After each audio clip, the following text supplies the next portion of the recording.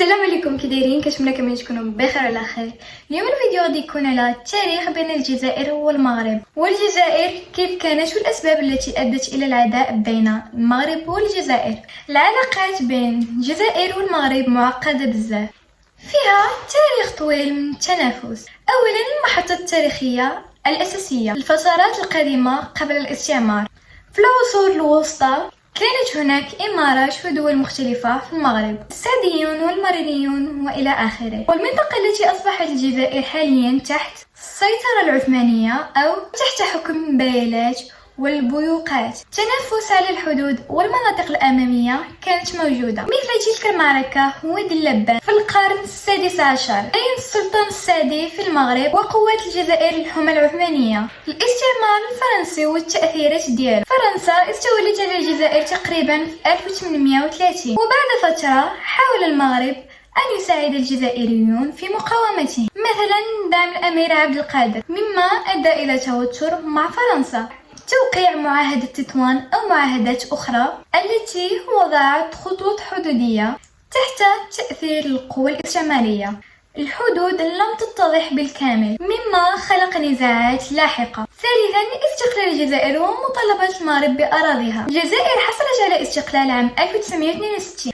قبل وأثناء هذا المغرب كان كيطالب ببعض المناطق في الجزائر التي كانت تحت السيطرة الفرنسية، التي يراها تاريخيا تابعة للمغرب، مثل تندوف وبشار. بعد استقلال الجزائر المغرب وجه مطالبته الحدودية، الأمر الذي أدى إلى نزاع مسلح صغير يسمى حرب الرمال 1963 و 1964 حول مناطق مثل تندوف وبشار ومناطق أخرى. الأسباب الجوهرية للصراع والعداء: الحدود بين الدول التي رسمتها الاحتلال الأوروبي لم تأخذ دائما كاعتبارات الانتماء الثقافي، العرقية والقبلية، مما خلف مناطق النزاع. مطالبات المغرب بأراضي الآن تقع في الجزائر استندت إلى مفاهيم تاريخية: الوطن الكبير، المغرب الكبير، التي يراها بعض المغاربة أنها تشمل أراضي حالية في الجزائر. قضية الصحراء الغربية هي نقطة التوتر الأكبر في العقود الأخيرة. المغرب يعتبرها جزءا من أراضيها، بينما الجزائر تدعم استقلالها عبر البوليساريو. هذا التباين في مصالح الاستراتيجية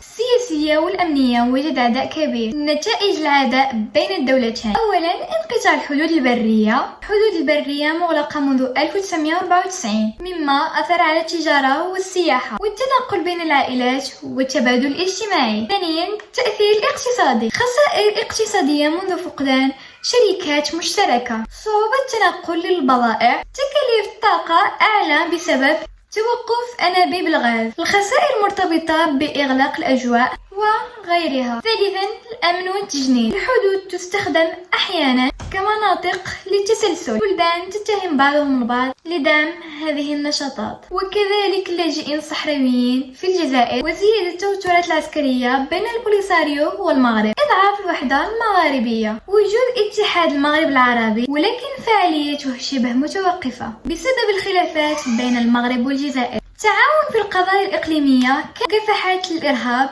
المشاريع الاقتصادية الكبرى متأثرة بالتوترات. الدبلوماسية المقطوعة، في فترات عديدة تمت مقاطعة العلاقات، طرد السفراء، إغلاق القنصليات، تقليل التعاون في الاجتماعيات الدولية. مثلا قطع العلاقات الدبلوماسية منذ 2021 من طرف الجزائر. هذا كان فيديو ديال اليوم، كنتمنى انه يكون عجبكم. ما تنساوش معكم لايك وسبسكرايب في القناة باش يصلكم كل جديد.